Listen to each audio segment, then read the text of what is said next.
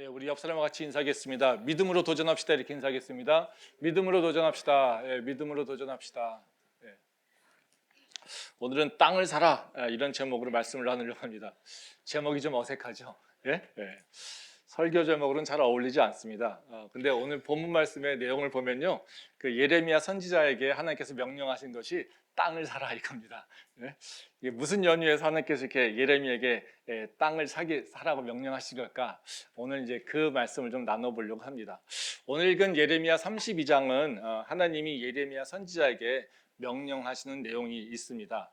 이 바벨론이 예루살렘을 완전히 포위하여서 이제 예루살렘 멸망하려고 하는 그때 하나님께서 이제 예레미야에게 얘기합니다.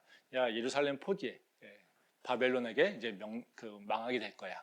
뭐 너희 왕도 다 이제 그 바벨론으로 끌려가고 이제는 예루살렘은 없어질 거야. 뭐 이렇게 얘기합니다. 그래서 예레미야가 그 하나님 말씀을 듣고서 진짜 가서 선포합니다. 그리고 시드기야 왕한테까지 가서 얘기합니다. 그랬더니 그 얘기를 들은 시드기야가 기분 좋겠습니까? 싫죠. 그래가지고 예레미야를 감옥에다 투옥시킨다라는 거죠. 근데 감옥에 있는데 하나님께서 또 예레미야에게 임하셨습니다. 야, 너희 숙부의 아들이 와가지고 아마 땅을 사라고 할 거야. 그럼 그 땅을 사. 그럽니다. 이해가 안 되죠? 예. 근데 또 예레미야가 그 말씀에 따라서 정말 예레미야한테 그 숙부의 아들이 와가지고 이거는 이제 당신이 땅을 사야 됩니다. 그리고 땅을 사라고 이렇게 또 얘기합니다. 그랬더니 예레미야가 아무 말 없이 그냥 은 17세겔을 주고서 산다는 거죠. 은 17세겔이면 이렇게 따져보면 1세겔이 한 5일치 정도의 그 일당이거든요. 그러니까 아마도 한 5천만 원에서 8천만 원 정도 지금으로 환산하면 뭐 그렇게 되지 않을까 생각됩니다. 뭐 작은 돈은 아니죠. 예. 근데 그 돈을 주고서 이제 땅을 산다라는 겁니다.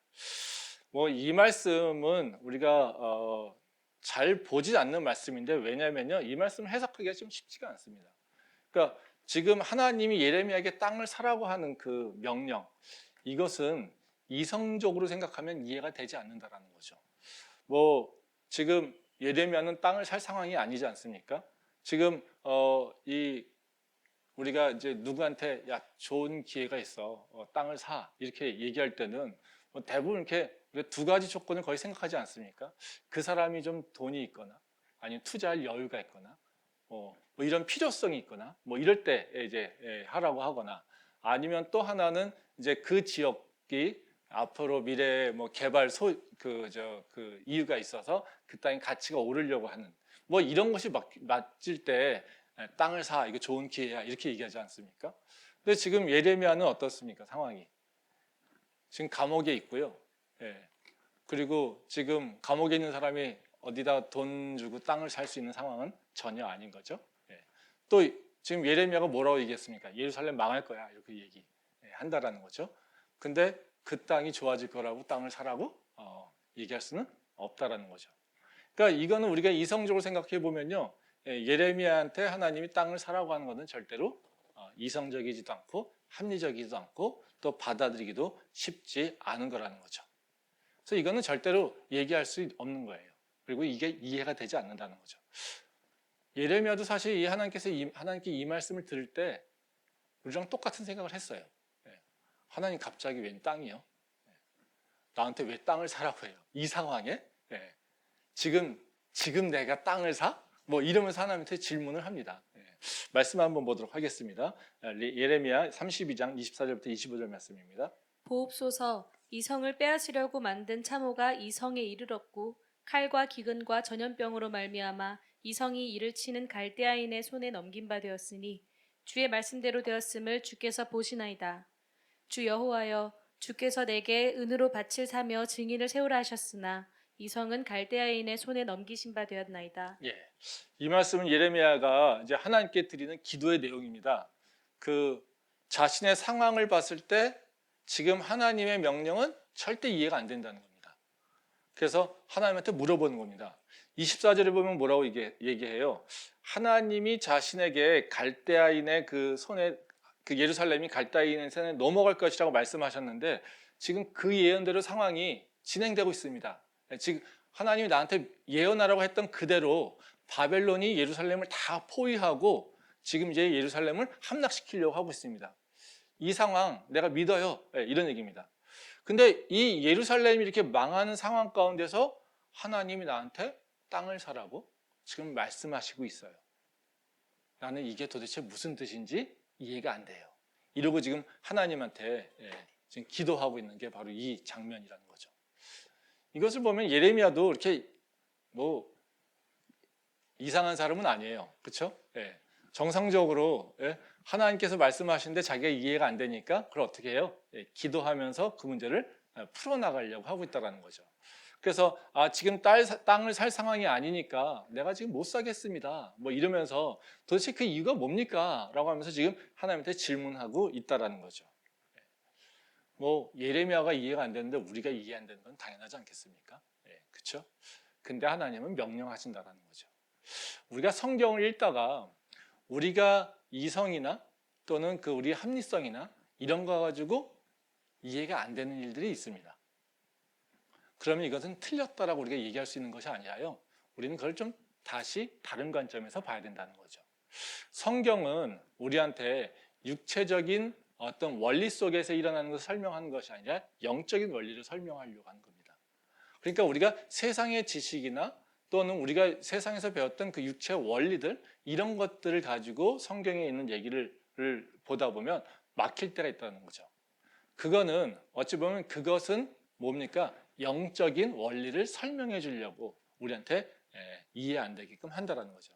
그래서 이런 경우에는 그 내가 갖고 있는 세상적 지식이라든가 내 이성이라든가 내 합리성이라든가 내 육체의 조건이라든가 이런 것들만 가지고 해석하려고 하면은 그 말씀이 도대체 이해가 되지 않아서 그냥 성경을 집어 던지게 되는 거고요. 그것이 아니라 그러면 하나님께서 나한테 뭐라고 얘기하신 거지? 그럼 이것을 영적인 원리, 다시 말하면 믿음의 원리, 하나님의 성품의 원리, 그 복음의 원리, 그 십자가의 원리 이런 것들을 통해서 바라보게 되면 그것에서 바로 하나님께서 주시는 새로운 지혜가 있다는 겁니다.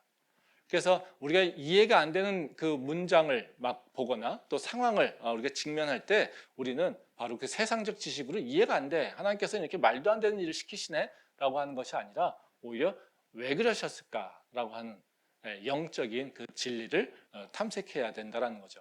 그래서 오늘 제가 나누려고 하는 말씀도 다른 것이 아니라요. 바로 예레미야에게 땅을 사라고 하는 하나님 왜 그렇게 명령하셨을까? 하나님은 왜 그런 행동을 보이셨을까? 그 하나님의 성품이나 행동적 특성을 좀 생각해 보고요. 그러면 우리가 그 믿는 자로서 그러면 어떻게 해야 될 것인가?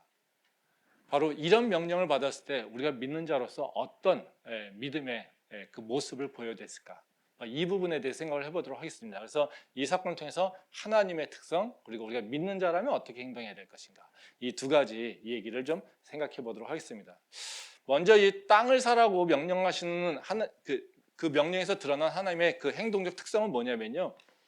하나님이 진짜 원하는 것은 뭐 돈을 많이 벌고 뭐 이런 것들이 아니라요. 우리와 관계를 회복하기를 원하신다는 겁니다. 즉 다시 말하면요. 우리에게 일어나고 있는 모든 일들이 하나님은 계획 속에 있는데요. 그 계획의 끝은 어디에 있냐면 바로 나와 하나님이 새로운 관계로 나가기를 원한다는 거죠. 즉 내 삶에서 깨어진 하나님과 나와의 관계를 새롭게 하시려고 우리가 도대체 이해가 안 되는 일을 하나님께서 우리에게 명령하고 있다는 겁니다. 말씀 한번 보겠습니다. 예레미야 32장 33절부터 35절 말씀입니다. 그들이 등을 내게로 돌리고 얼굴을 내게로 향하지 아니하며 내가 그들을 가르치되 끊임없이 가르쳤는데도 그들이 교훈을 듣지 아니하며 받지 아니하고 내 이름으로 일컫는 집에 자기들의 가증한 물건들을 세워서 그 집을 더럽게 하며 흰놈의 아들의 골짜기에 바알의 신당을 건축하였으며 자기들의 아들들과 딸들을 몰래 앞으로 지나가게 하였느니라. 그들이 이런 가증한 일을 행하여 유다로 범죄하게 한 것은 내가 명령한 것도 아니요 내 마음에 둔 것도 아니니라. 이 말씀은 이제 하나님이 왜 예루살렘을 바벨론에게 멸망케 하는지 이것에 대해서 그 이유를 설명하고 있는 얘기입니다. 유대 백성들이 죄를 범하고 악을 행하여서 하나님이 선지자를 보내서 계속해서 가르쳤다는 겁니다. 근데 여러 선지자를 보내서 가르쳤는데도 불구하고 이스라엘 백성들이 그 말을 듣지 않았다는 겁니다. 그리고 오히려 그들은 더 우상을 숭배하고 집집마다 우상을 품게 되는 그런 일들이 있었다는 거죠.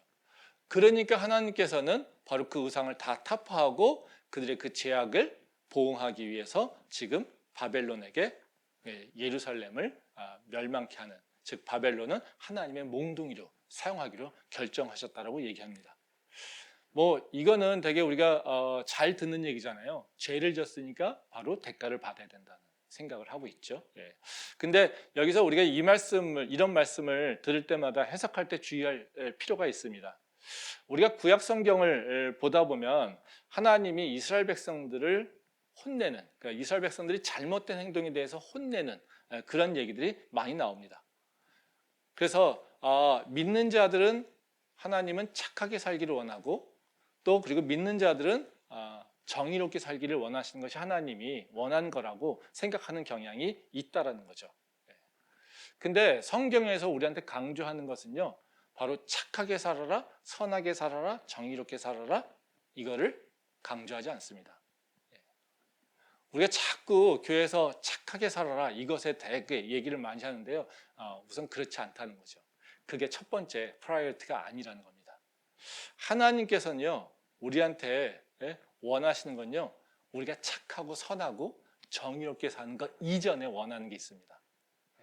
그건 뭐냐면요, 바로 하나님과의 관계 회복, 즉 믿음의 삶이라는 거죠. 말씀 한번 보겠습니다. 예레미야 32장 37절부터 41절 말씀입니다. 보라, 내가 노여움과 분함과 큰 분노로 그들을 쫓아보내었던 모든 지방에서 그들을 모아들여 이곳으로 돌아오게 하여 안전하게 살 것이라. 그들은 내 백성이 되겠고 나는 그들의 하나님이 될 것이며, 내가 그들에게 한 마음과 한 길을 주어 자기들과 자기 후손의 복을 위하여 항상 나를 경외하게 하고, 내가 그들에게 복을 주기 위하여 그들을 떠나지 아니하리라 하는 영원한 언약을 그들에게 세우고, 나를 경외함을 그들의 마음에 두어 나를 떠나지 않게 하고, 내가 기쁨으로 그들에게 복을 주되 분명히 나의 마음과 정성을 다하여 그들을 이 땅에 심으리라. 예, 이 말씀은 이제 하나님이 유대 백성들에게 지금 약속하신 내용입니다. 이 37절에 보면 하나님이 화가 나서 내가 쫓아냈던 백성들을 다시 예루살렘으로 오게 할 거야 이렇게 얘기합니다. 그리고 38절에서는 유대 백성들을 다시 돌아오게 해서 하나님의 백성이 되고 내가 그의 하나님이 될 거야 이렇게 얘기하고 있다는 거죠. 예. 그래서 하나님께서 그 재앙에 내렸던 그 복, 그런 재앙을 내렸던 것처럼 복을 내려주겠다 이렇게 말씀하고 있다는 겁니다. 이것에서 핵심절은 뭐냐면요, 38절입니다. 하나님이 유대 백성들에게 얘기하는 게 뭡니까? 하나님과 유대 백성들의 관계가 변하는 겁니다. 내가 그의 하나님이 될 거야 이겁니다. 그리고 그들이 내 백성이 되게 할 거야 이런 것이죠. 지금 이스라엘 백성은 어떤 모습이에요? 하나님은 없다고 지금 우상을 섬기고 있잖아요. 그렇죠? 그러니까 이스라엘 백성들에게 지금 하나님은 누가 자리를 찾았습니까? 그 위치를 우상이 찾아간 거예요.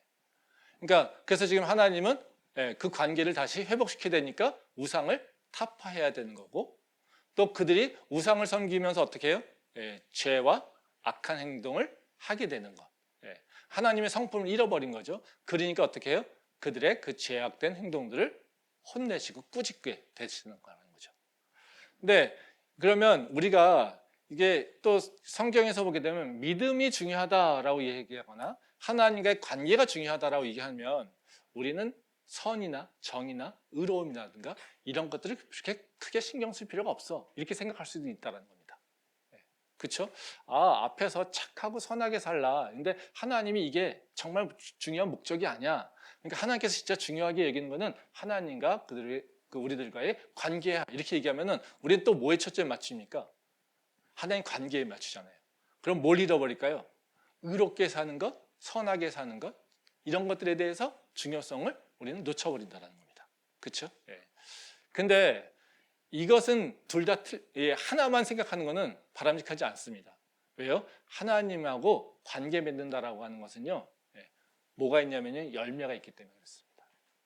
그래서 우리는 뭘 봐야 되냐면 하나님을 믿는 것과 우리의 행동의 즉 선함과 악함과 또는 정의로움과 의로움과 이런 것들에 대해서 서로 관계성을 봐야지 된다는 거죠. 이 두 개의 관계는요, 하나님께서 우리한테 왜 관계를 형성시키냐면 원인과 결과의 관계가 있습니다. 원인은 뭐냐면요, 하나님과의 관계가 원인이에요. 1차적 원인, 즉 씨앗이라고 생각하면 됩니다. 그리고 우리에게 일어나고 있는 행동들, 선한 행동, 악한 행동, 이것들은요 뭐예요? 하나님과 어떤 관계가 있느냐에 따라서 만들어지는 결과물, 즉 열매라는 거죠. 그러면 하나님은 선하시잖아요, 그렇죠? 그러면 하나님은 선하시기에 하나님과 관계가 올바르게 형성되면은 우리한테 어떤 일이 일어날까요? 선한 행동이 일어나게 된다는 거예요. 근데 선하신 하나님과 관계가 끊어지면 어떻게 될까요? 우리에는 악행이 일어나고요, 그리고 음란과 타락함이 일어나게 된다는 겁니다. 그러면 하나님, 우리가 생각하기에 세상은 뭐만 얘기합니까? 하나님과 관계를 얘기하지 않고 뭐만 얘기합니까? 너가 선하지 않아? 너가 악해? 너가 나쁜 놈이야? 너 나쁜 짓을 하고 있네. 이것만 얘기하고 있죠. 그래서 이것을 없애려고 되게 많이 혼내고 가르치려고 한다는 거죠. 그렇죠? 예. 근데 하나님도 일을 하지만요, 하나님은요 어디까지 가시냐면 너가 겉으로만 착하게 사느냐 이것을 관심이 갖고 있는 것이 아니라 너는 네가 왜 그렇게 악을 좋아하게 되는지, 왜 행동들이 그렇게 타락되고 음란한 생각을 하게 되는 것인지, 이것을 그 원인에 대해서 하나님은 더 관심 갖고 있다는 거예요. 그래서 하나님께서는 궁극적으로는 뭐에 더 초점이 맞추시냐면요, 나와 어떤 관계가 있는가, 이것에 관심이 있다라는 거죠. 그래서 하나님은요 우리에게 있어서 어떤 일을 행하실 거냐면요, 바로 우리와 새로운 관계를 맺기를 원하세요. 그러면 자연스럽게 어떻게 해요? 우리는요 세상 사람과 다른 행동을 할 수 있고요, 그리고 우리는요 세상에 그 비난을 받는 그런 악한 행동을 하지 않게 된다는 겁니다. 말씀 한번 보도록 하겠습니다. 로마서 8장 1절부터 4절 말씀입니다. 그러므로 이제 그리스도 예수 안에 있는 자에게는 결코 정죄함이 없나니 이는 그리스도 예수 안에 있는 생명의 성령의 법이 죄와 사망의 법에서 너를 해방하였음이라. 율법이 육신으로 말미암아 연약하여 할 수 없는 그것을 하나님은 하시나니 곧 죄로 말미암아 자기 아들을 죄 있는 육신의 모양으로 보내어 육신의 죄를 정하사 육신을 따르지 않고 그 영을 따라 행하는 우리에게 율법의 요구가 이루어지게 하려 하심이니라. 이제 이 말씀은 이제 우리의 그 믿음과 그 행동의 그 관계를 잘 보여주고 있습니다. 그 1절 말씀에 보면 그런 얘기합니다. 예수님 안에 있는 자에게는 정죄할 것이 없다. 즉 다시 말하면 뭐예요? 죄나 악행으로 처벌받을 일이 없어. 이런 얘기를 하고 있다는 겁니다. 그러면 우리가 왜 처벌받을 일, 우리가 왜 비난받을 일, 또는 우리가 왜 하나님한테 징벌받을 일이 없을까요? 우리가 완전하니까요? 아닙니다. 여기서는 설명을 두 가지로 얘기하고 있습니다. 하나는 뭡니까? 그리스도 안에서 있는 생명의 법이 우리를 해방시켰다는 것이죠. 즉 다시 말하면 과거에 있었던 우리의 모든 죄를 예수님께서 어떻게 해요? 다 짊어지고 가셨다는 겁니다. 그래서 과거에 있었던 우리의 모든 죄들은 예수님께서 우리에게 오셔서 뭐 다 해방해 주셨어요. 그러면 우리가 예수님 믿는다고 해서 완전해집니까? 완전해지지 않아요. 예수님도 아세요. 우리가 연약하기 때문에 너희가 죄를 질 수밖에 없다라고 하는 거. 그래서 우리한테 또 뭘 보내십니까? 성령님을 보내신다는 겁니다.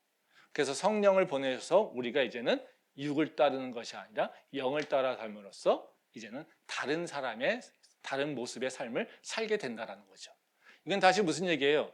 세상에 따라서 육에 따라서 행동하지 않고 하나님의 영에 따라서 움직이기 때문에 너가 성령님 안에서 있게 되면 너는 죄를 짓는 일은 없을 거야. 근데 너가 연약하여서 실수한다 하더라도 너희 육체 가운데 일어나는 모든 일들을 이미 예수님께서 바로 십자가에 달려주심으로 다 해결하셨어. 그런 겁니다.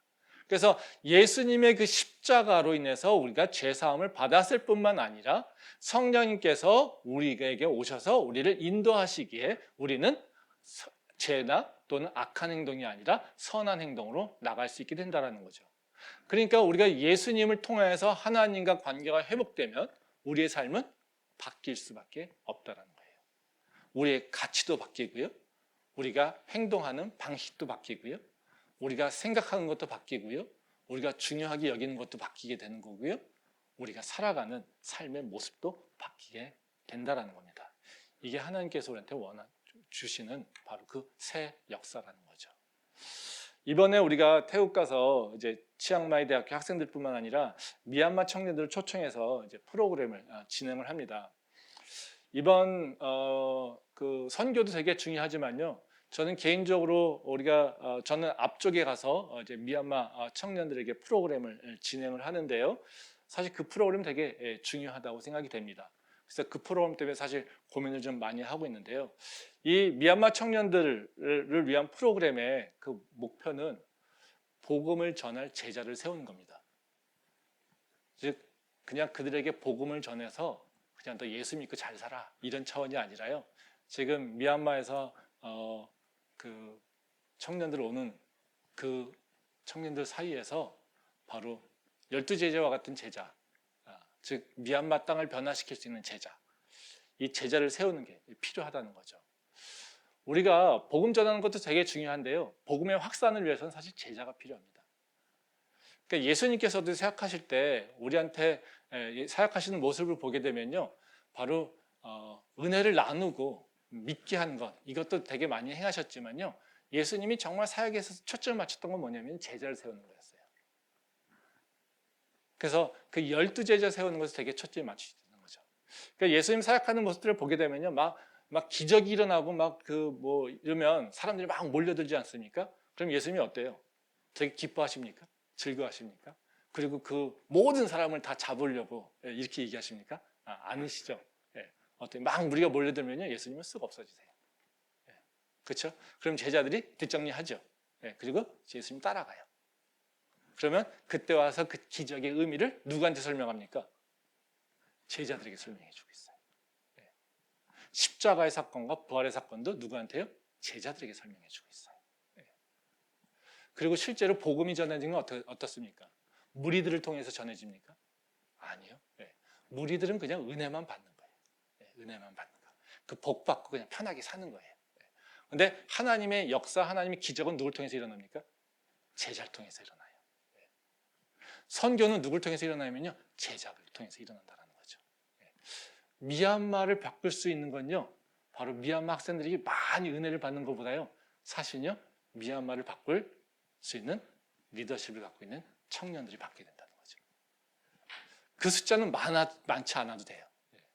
지금 생각해 보세요. 예수님이 오셔서 전 세계가 복음화 됐지 않습니까? 누굴 통해서 바뀌었습니까? 12명. 12명이 제자를 세우고 또 다른 제자가 또 제자를 세우고 그 제자의 확산을 통해서 복음이 진전이 되고 있는 것이지 무리가 많아진다고 되는 것은 아니라는 거죠. 그래서 그 제자가 세워지고 그 제자들이 열방을 향해 나갈 때 그리고 그 제자들이 열방 가서 또 다른 제자를 많은 숫자가 아니지만 작은 숫자의 제자를 세움으로써 그 땅이 변하고 그 땅이 또다시 확장되고 이런 걸 통해서 복음이 전해진다는 거죠. 우리가 미얀마를 품고서 계속 있는데 미얀마를 바꿀 수 있는 게 뭐겠습니까?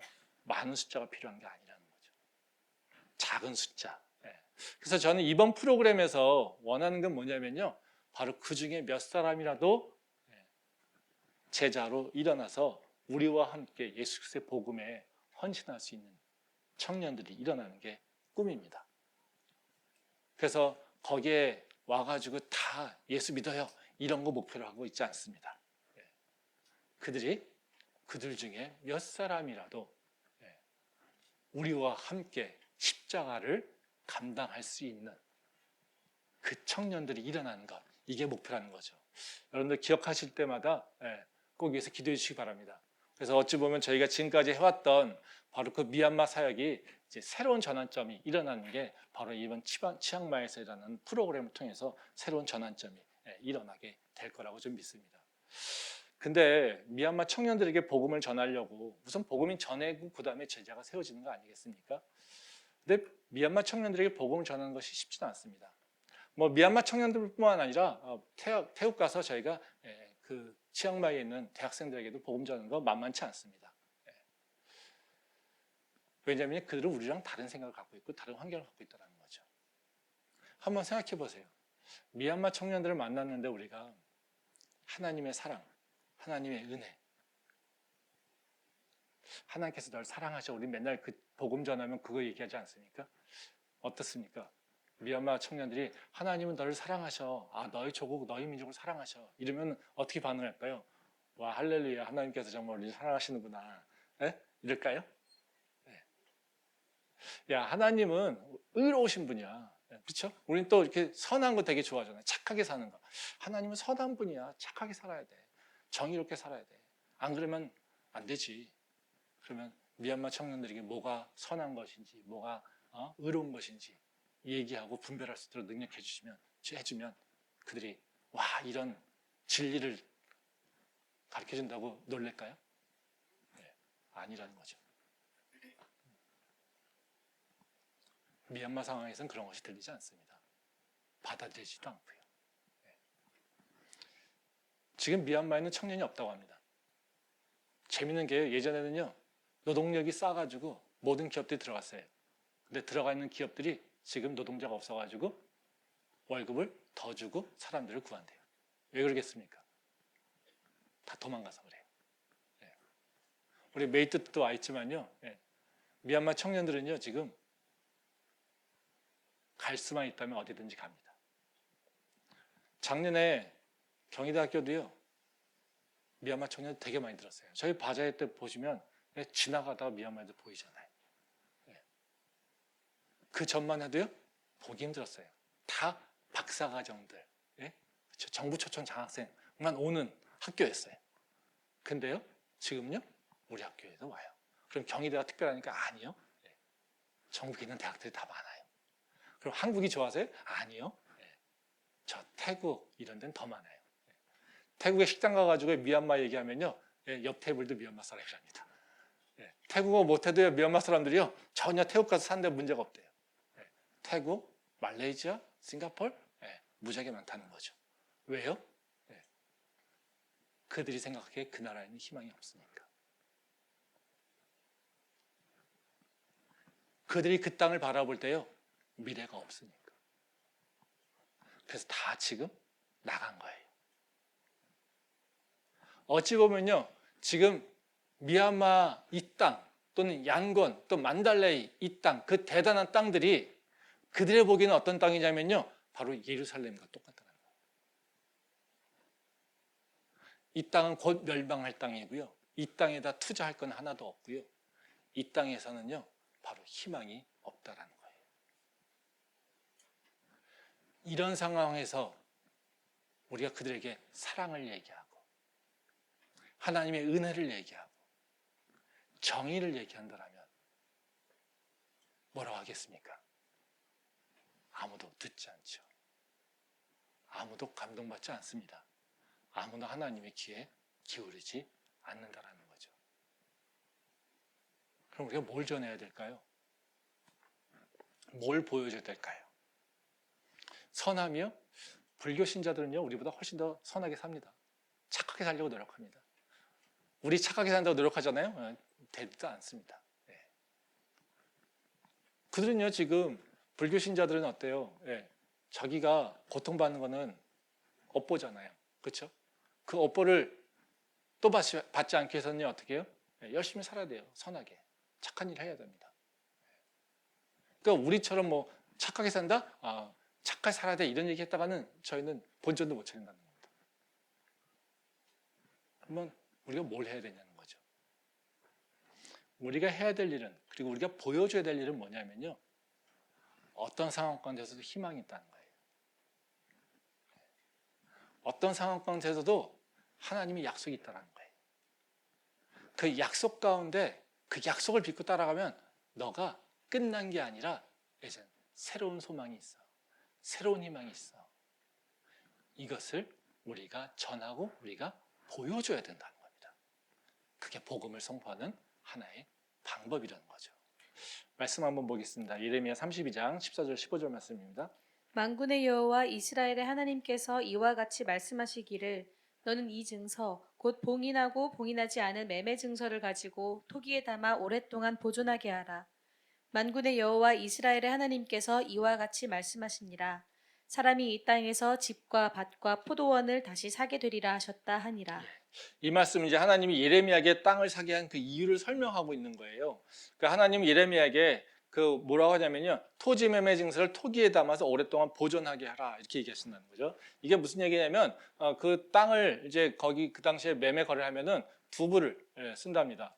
한 부는요, 그 봉인을 해가지고 그 정부에다 내고요, 한 부는 본인이 갖고 있는 거예요.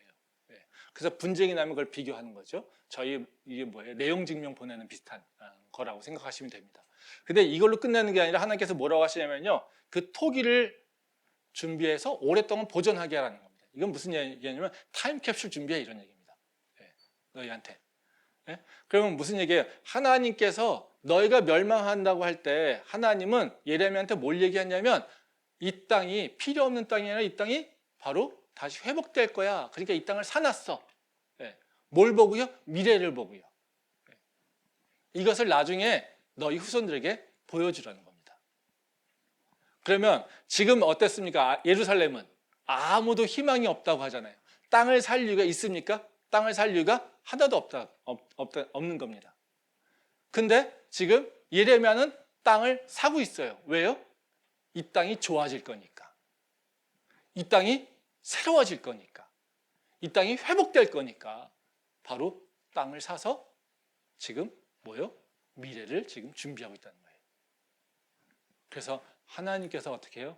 그거는 우연으로 된 것이 아니라 이미 하나님께서 다 계획하셨기에 이 땅이 회복될 것을 나중에 후손들이 알 수 있도록, 하나님 그 약속을 알 수 있도록 너희가 이것을 봉인해서 바로 타임캡슐을 준비해서 바로 너희 후손들이 하나님의 계획 가운데 있다라고 하는 것을 너희가 알게 하게 하신다는 거죠.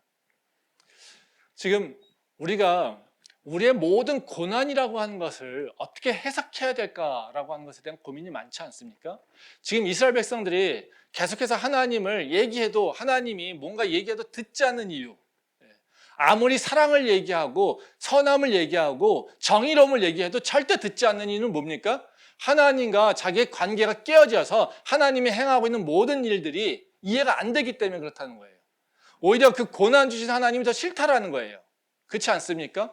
근데 우리가 이것을 해결하려면 뭘 알아야 되냐면 단순히 내 앞에 일어나고 있는 일들만 바라보면 이것이 나한테 좋은 거야 나쁜 거야 이것만 얘기하고 있다면 우린 절대 하나님을 만나지 못한다는 거예요.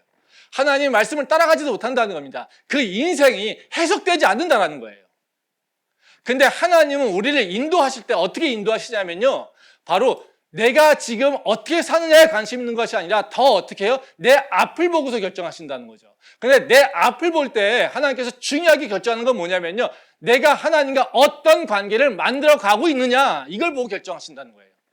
내가 지금 하나님과 믿음이 온전하여서 하나님과 올바른 관계가 형성된다면 나는 하나님의 그 풍요함을 누릴 수 있을 거예요. 근데 내가 하나님과 관계가 깨져버렸으면요, 하나님은요 뭐에 관심 있겠습니까? 나와 관계를 회복하는 게 관심이 있다는 거죠. 때로는 나한테 사랑을 줘서 또는 나한테 가르침을 줘서 주겠지만 근데 그것도 들지 않으면 나한테 어떻게 해요? 때로는 고난도 주신다라는 거예요. 근데 그 고난이 끝이 아니라 어떻게 해요? 하나님과 당신을 회복하기 위한 거라는 겁니다. 그래서 하나님은 우리에게 고난을 주실 때도 뭘 준비하고 있습니까? 회복을 준비하고 있다는 거예요. 그렇기 때문에 나에게 일어나고 있는 지금 고난은 뭡니까? 회복 안에 있다는 거예요. 우리는 그 고난이 절대 나한테 일어나지 말아야 되는 일들이라고 생각하지만 실제로 하나님이 나한테 주시는 고난이라고 하는 것은 하나님의 회복 안에 하나의 프로그램이라는 거죠. 그것을 우리가 이해하고 있을 때 우리는 어떻게 해요? 믿음으로 살 수 있는 거예요. 소망을 품을 수 있는 거예요. 꿈을 가질 수 있는 거예요.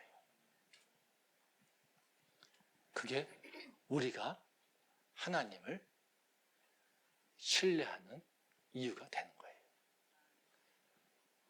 우리가 캠퍼스 수련회가 이번 수련 통해서 그런 회복이 있기를 원해요. 삶의 재해석이 있기를 원해요. 근데 그걸로 끝나는 것이 아니라요, 그것을 다른 사람에게 전할 수 있는 믿음과 그 삶이 있기를 원해요. 미얀마 청년들하고도 얘기할 때도 또 태국에 있는 청년들하고도 얘기할 때도 우리가 바로 이 하나님의 회복 안에 거하는 것에 대한 지혜를 깨닫고 그들의 삶을 이해하고 품을 수 있길 바라요.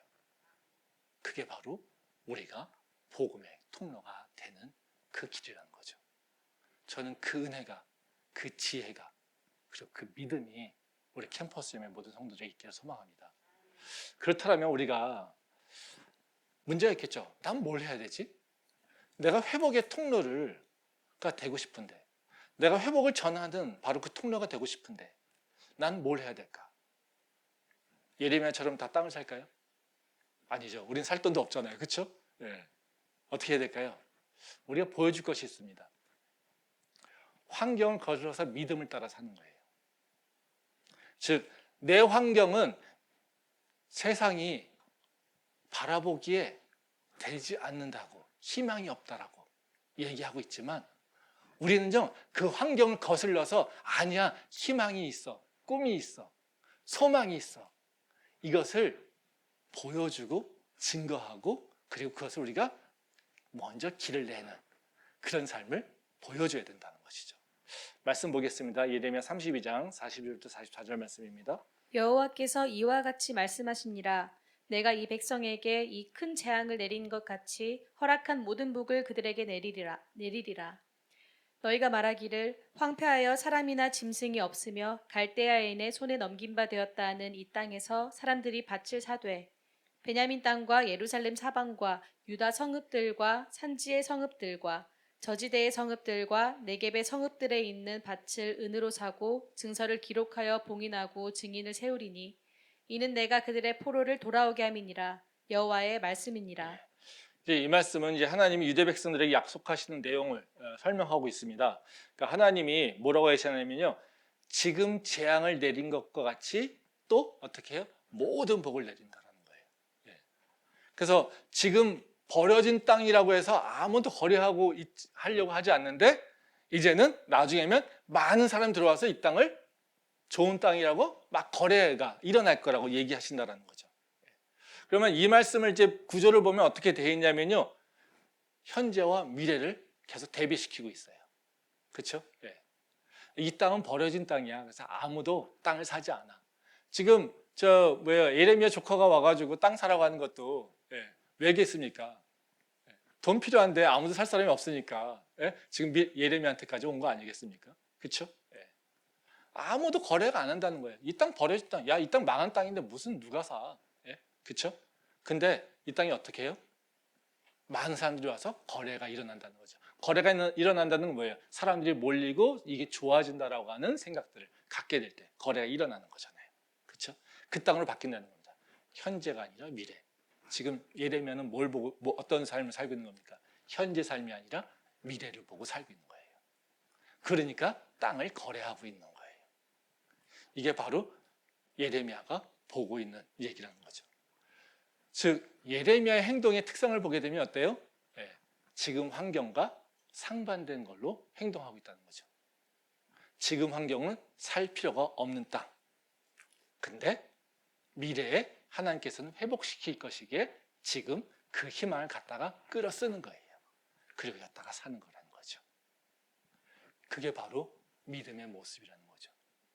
믿음을 드러내는 것은 바로 그런 거라는 거죠. 이 환경이 현재의 상황이 아니라 나에게 행하실 하나님의 역사하심을 믿으니까. 그러면 하나님께서 이걸 하실까요? 여기 보면 그겁니다. 아까 얘기하지 않습니까? 재앙을 내린 것 같이 모든 축복도 주신다는 거죠. 우리가 재앙을 하나님께서 주셨다고 하나님 미워하잖아요. 그럼 뭘 또 기억해야 됩니까? 재앙을 다스리는 분이 축복은 못 다스릴까요? 그렇죠? 우린 재앙만 보니까 하나님의 능력을 보지 못하잖아요. 그렇죠? 재앙을 다스리는 분이 하나님이라고 하면, 즉 내게 있어서 축복이 없고 고난이 있고 환난만 있어서 하나님이 싫어요. 그렇죠? 그럼 어떻게 해요? 내 삶에 일어나고 있는 지금 고난이나 이런 것들이 다 누구로부터 왔다고요? 하나님께로부터 왔다고요. 그렇죠? 그걸 지금 얘기하고 있는 거잖아요. 그럼 또 뭔 얘기입니까? 축복은 누구한테 있습니까? 하나님이 재앙은 다스리는데 축복은 못 다스리겠습니까? 아니죠. 하나님 얘기하시잖아요. 내가 너한테 재앙을 줬다며 나는 너한테 축복도 줄 수 있어 이겁니다. 그러니까 너에게 재앙을 내린 것 같이 난 너에게 축복도 내릴 거야. 그래서 그 땅이 회복될 거야. 이것을 지금 얘기하고 있다는 거죠. 그래서 우리가 하나님을 믿고 있다라고 한다면 또 하나님이 내 삶에서 내가 원치 않지만 내 삶에서 내가 원하지 않는 방식으로 나 하나님께서 나를 인도하셔서 그 하나님과 관계가 깨졌다라면 오히려 뭘 바라야 됩니까? 지금 내 삶을 인도하시는 하나님, 그 하나님 나한테 뭘 기대하고 원하시는 것인가를 봐야 된다는 거죠. 즉 하나님의 전지전능하신 능력 안에 내가 아무것도 할 수 없다는 것을 내가 고백할 수밖에 없다는 거죠. 그게 지혜라는 거예요. 나보다 훨씬 센 자한테 계속해서 대들어서 뭐합니까? 이길 수 있습니까? 계속 못 나가서 뭐합니까? 그럼 내 삶이 바뀝니까? 아니잖아요. 그렇죠? 결국에는 어떻게 해요? 전능하신 하나님 앞에 우리가 굴복하는 게 지혜라는 거죠. 재앙을 주신 것을 하나님이라고 불평하고 있다면 그 하나님이 축복 주신다는 그 약속도 우리가 믿어야 된다는 겁니다. 제가 미얀마 쿠데타가 났을 때 사실 솔직하게 하나님 원망했었습니다. 하나님 쿠데타가 일어나니까 제가 할 수 있는 게 아무것도 없네요. 10년 동안 미얀마 왔다 갔다 하면서 뭔가 해보겠다고 막 그랬는데 쿠데타가 일어나니까 가기도 힘들고요. 관심 있는 사람도 아무도 없고요. 뭘 할 수가 있는 게 없더라고요. 그래서 이게 뭐지? 하나님 왜 이러십니까? 제가 그런 의문을 많이 품었었습니다. 근데 처음에는 하나님이 막으시네라고 하는 생각을 많이 했었어요. 근데 저는요 요새 미얀마 상황을 이렇게 보면서 오히려 이제 우리가 필요하네라는 겁니다. 우리가 할 일이 더 많네. 우리가 해야 될 일이 더 많네. 이것이 사실 더 보입니다. 그래서 저는요 마음속에 사실 정말 추수할 것은 많은데 일꾼이 없다라고 하는 생각을 제가 요새 되게 많이 합니다. 그래서 되게 마음이 사실 조급해요. 어찌 보면 뭐 이번 체육마에서도 이렇게 애들 그 청년들 초청하는 것도 사실 제 조급함 때문에 일어나는 걸 수도 있습니다. 근데 그 조급함이 실수가 안 되고 정말 좋은 일로 길을 열기를 바라는 마음이 있는데요. 왜냐하면요, 예전에는 미얀마를 사람들이요 돈으로 바라봤어요. 돈 되니까, 사업 기회가 있으니까. 근데 우리는요 돈 보고 움직이지 않잖아요. 우리는요 예수님의 그 빛을 따라서 빛을 드러내기 위해서 가잖아요. 빛을 비추기 위해서 움직이는 거잖아요. 근데 세상의 사람들이 다 미얀마 갈 때요 뭐를 팔 수 있을까? 뭐 해서 돈을 벌 수 있을까? 돈 바라보고 갔어요. 근데 지금 사실은요 미얀마 애들은요 돈이 필요한 게 아니에요. 희망이 필요하잖아요. 생각이 바뀌어야 돼요. 미얀마 청년들이요 지금 어디다 기댈 데가 없어요. 군부 당연히 싫지요. 민주 세력을 했던 것들 그 사람들도 도덕적으로 전혀 존경받을 만하지 못해요. 청년들은 다 전쟁 나가라고 하고요. 자기 새끼들은요 다 해외로 유학 보내고요. 막 돈 벌어서요. 성금 보냈더니요. 전쟁 때 나간 사람들한테는 그 돈이 갔는지 안 갔는지 확인이 안 돼요. 누굴 믿을 수 있겠습니까? 민주화 세력을 믿어요? 이것도 못 믿겠어. 그렇다고 군부요? 그것도 못 믿겠어. 어떻게 해요? 그러니까 버려버리는 거죠. 자기 민족과 자기 땅을 버리는 게 살 수 있겠습니까? 살 수 없죠. 희망 없는 곳에 희망의 빛을 세우는 게 믿는 자가 해야 될 일이죠. 다 끝이 없다라고, 죽었다라고, 끝이라고 얘기하는 자들에게 희망이 있다라고 얘기하는 게 바로 예수님의 그 십자가를 믿는 자들이 하는 일 아니겠습니까? 저는 지금이 믿는 자가 해야 될 일이 더 많다고 생각해요. 지금요, 미얀마에 남아있는 청년들은요, 어떤 청년들이겠습니까? 조국을 사랑해서 남아있겠습니까? 아니요. 많은 경우요, 못 가서. 다른 사람은 다 해외 나가는데요, 난 못 가서. 그런 자들이 버려지는 것 자체가 하나님께서 기뻐하신 일은 아니죠. 그 자들이 변화되어서 그 자들이 일꾼으로 일어나야 되는 거고요. 그 자들이 리더로서 일어나서 그때 미얀마의 미래가 바뀔 수 있다는 거죠. 우리가 미얀마에 가는 것도 마찬가지입니다. 세상 사람들 관심 없다고 할 때요, 우린요, 그 땅이 회복될 거라고 믿고 가는 거예요. 거기에 있는 전 몇몇 선교사님은요, 그 땅이 희망이 없다고 하는데도요, 계속 버티고 계세요. 뭔가 일하시겠지. 우리도 마찬가지예요. 우리는요, 밖에서요 보기에 희망이 없다고 하지만요, 우리는 가는 거예요. 왜요? 하나님께서 같이 행하실 일이 있다고 믿기 때문에. 하나님은 절대로 어느 생명도 포기하지 않으시기 때문에 우린 그걸 믿고 가는 것이죠. 우리 삶도 마찬가지입니다. 세상 사람들이 내 삶이 이제 다 끝이라고, 이 고난이 헤어날 수 없을 것 같다라고, 내 삶이 변화될 가능성이 없어 보인다고 할 때, 그때도 우리는 그 고난에 굴하지 않고요, 내가 해야 될 일, 내가 할 수 있는 일, 내가 열매 맺을 수 있는 일을 위해서 발을 띄는 거예요. 내가 하나님과 관계를 회복하고 다시 일어날 일을 지금 위해서 버둥대는 거예요. 그게 뭐예요? 우리가 지금 하나님의 회복을 온전하게 신뢰하고, 그리고 지금 이 고난도 회복 과정 가운데 하나님이 만들어낸 프로그램이라고 생각하고, 내가 지금 고난 당하고 있지만 나는 지금 회복 안에 거하고 있음을 믿음으로 고백하는 게 바로 우리의 삶이어야 된다는 거죠. 그게 믿음 있는 자입니다. 저는 우리 캠퍼스 열매 모든 성도님들이 어떤 삶을 사는지는 정확히 잘 모르지만요, 그 삶이 어떤 모습이든지 간에 확실하게 믿고 고백하시기 바랍니다. 나는 하나님의 회복 안에 있습니다라고 하는 그 고백을 할 수 있기를 간절히 소망합니다. 기도하겠습니다.